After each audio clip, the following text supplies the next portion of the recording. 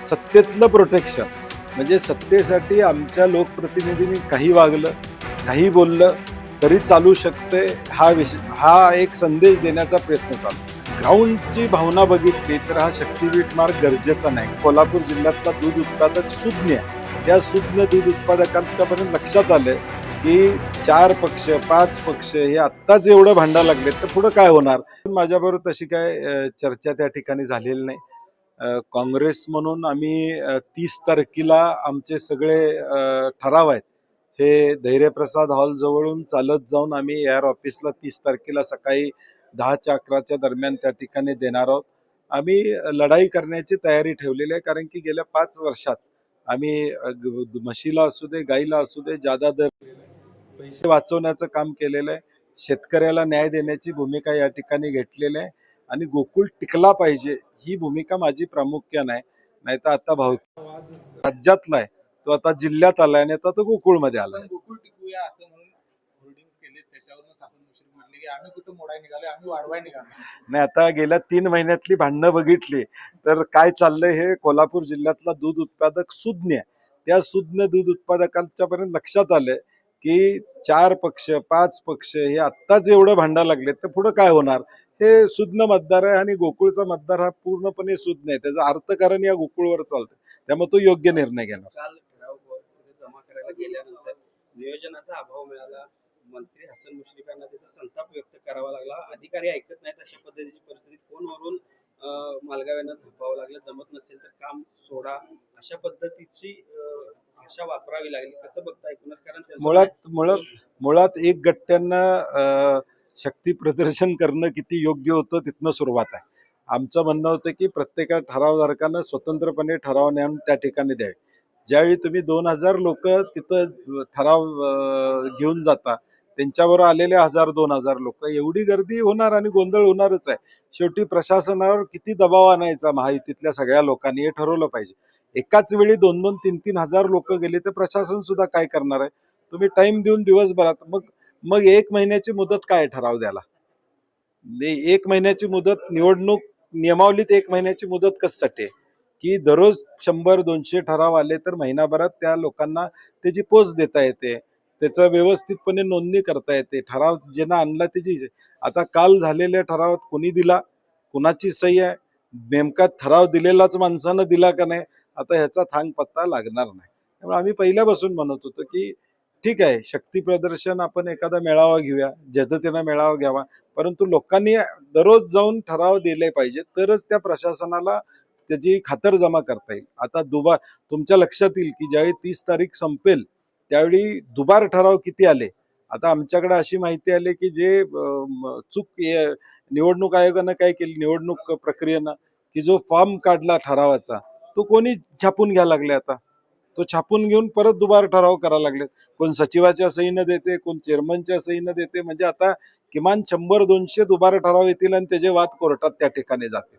हे failure of governance हा एक पार्ट त्यांचा निश्चितपणे किंवा त्या ठरावाला एक QR कोड द्यायला पाहिजे होता जेणेकरून तोच ठराव त्याच डिरीत पोचलेला आणि तो एकच ठराव कायदेशीर म्हणजे उद्या ह्या दुबार ठरावाचा विषय आला नसता. परंतु हे मुद्दामून केलेलं नाही असं माझं मत आहे.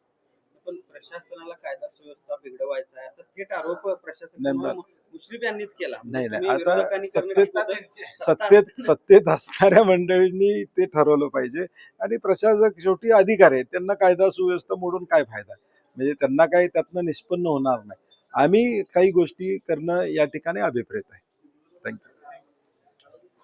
त्यामध्ये सर्वांगीण विकासाचं काम करते सगळ्यांना ते काम दिसतंय. फक्त माझे मित्र सतीश पाटलांना ते दिसत नाही असं काल हसन मुश्रीफ नाही मला वाटते परवा कॉन्ट्रॅक्टर संघटनांचा जे अधिवेशन कोल्हापूरमध्ये झालं त्याची व्हिडिओ क्लिप मी मुश्रीफ साहेबांना पाठवून देतो.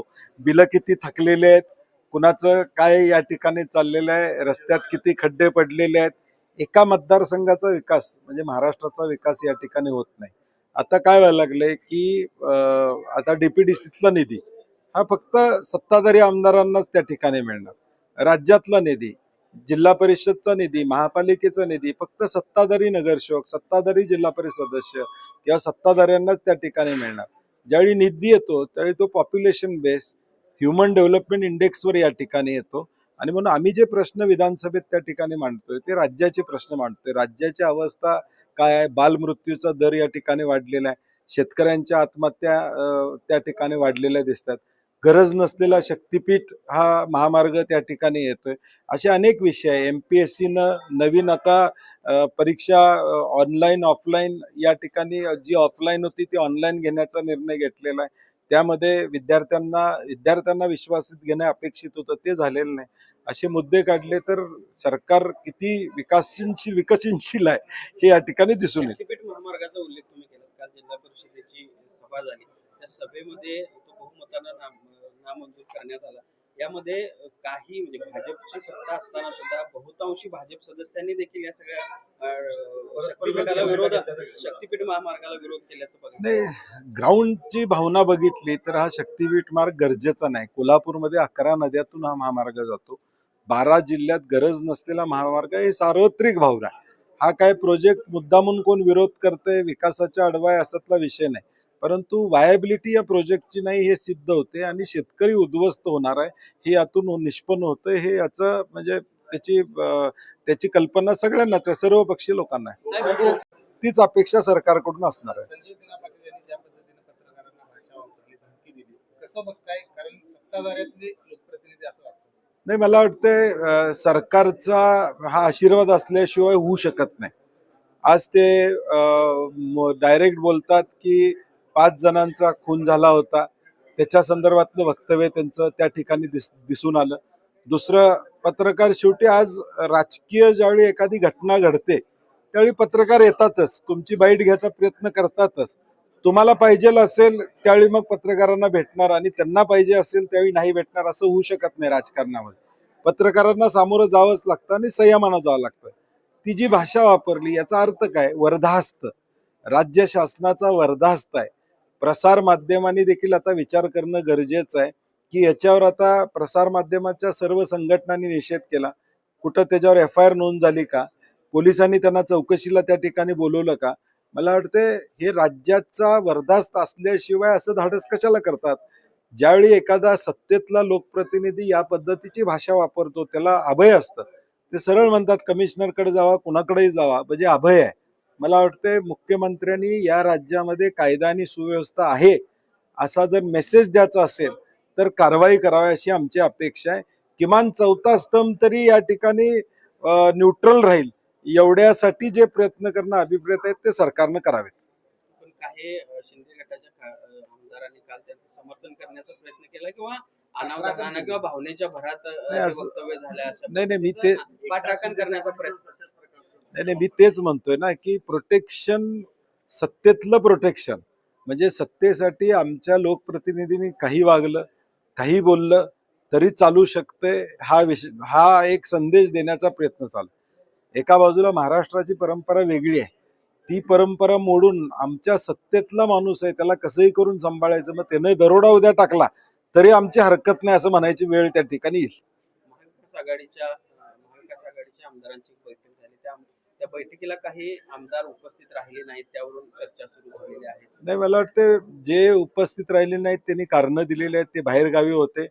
अचानकपणे 23ची तारीख 24 तारीख आमची ठरली आणि त्यामुळं त्या बैठकीला काही लोक येऊ शकले नाहीत. त्याचा गैरअर्थ काढायला मला वाटतं काढणं चुकीचं आहे असं मला वाटतं. कुठेही कारण नसताना संशयाचं वातावरण किंवा कुणाबद्दल चर्चा करणं हे संयुक्तिक नाही असं माझं मत आहे. ठाकरे गटाचे 4 आमदार एकनाथ शिंदे यांना भेटलेला नाही, ते काय नाही, मला नाही वाटत की आता जे राहिलेले आहेत 2022 साली ज्यांना जायचं होतं ते ठाकरे साहेबांना सोडून त्या ठिकाणी गेलेले आहेत. आता राहिलेले आमदार हे एकनिष्ठपणे उद्धव ठाकरे साहेबांच्यावर राहतील अशी आम्हाला निश्चितपणे खात्री.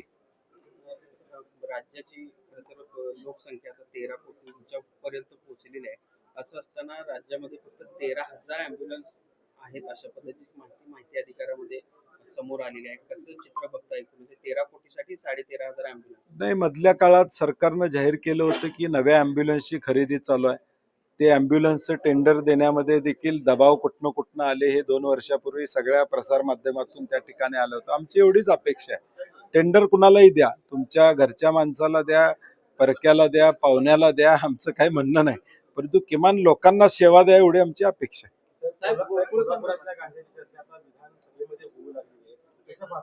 नाही, ड्रग्स हा एक नॅशनल आणि इंटरनॅशनल इश्यू आहे आणि दुर्दैवानं महाराष्ट्रामध्ये आता मुंबई किंवा शहरी भागांपुरता असणारा मर्यादित हा अगदी ग्रामीण भागामध्ये या ठिकाणी पोहोचलेला आहे. मला वाटते मागच्या वेळी देखील मी 2-3 वेळा सभागृहात बोललेलो आहे. आता त्याच्या विरुद्ध एक वेगळ्या पद्धतीनं जायसाठी एक दुसरी व्यवस्था गृह खात्याच्या अंतर्गत या ठिकाणी नार्कोटिक सेल वेगळा केलेला आहे. त्याला पोलीस त्याला अधिकारी देखील त्या ठिकाणी दिलेले आहेत. त्यांना जे बळ लागतं, पुढची भरती आहे, मागच्या अधिवेशनात मी बोललो होतो की राहिलेली भरती देखील पूर्ण करावी आणि याला सगळ्यांनीच सोशली सुद्धा त्याच्यावर विचार करणं गरजेचं आहे. कारण की तरुण पिढी हे एक आंतरराष्ट्रीय रॅकेट आहे, आंतरराष्ट्रीय षडयंत्र आहे की आपला डेमोग्राफिक डिव्हिडंड जो काय भारताचा तो तरुणांचा आहे आणि हा तरुणांचा कुठेतरी नशेत जावा जेणेकरून उद्या भारताची प्रगती थांबेल. आता मला वाटते ड्रग्ज येतात कुठनं, कशा पद्धतीने येतात त्याची तपासणी करणं, योग्य त्या उपाययोजना करणं ही सरकारची जबाबदारी आहे. मला वाटते सरकार ती पार पडत नाही अशी अवस्था आत्ताची आहे.